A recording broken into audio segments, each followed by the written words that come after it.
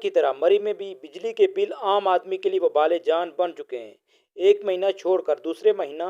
Meter reading की जाती है, जिससे फी यूनिट रेट बहुत ज़्यादा बढ़ जाते हैं। बाद सार्फिन को इतने यूनिट्स का फी रेट अलग होता है और दूसरे सार्फ को अलग रेट। एक खातून सार्फ वापडा के जुल्म की तफसील यूँ बता रही हैं। बिल इस तरह पे जाने के हर बारी पिछले महीने जो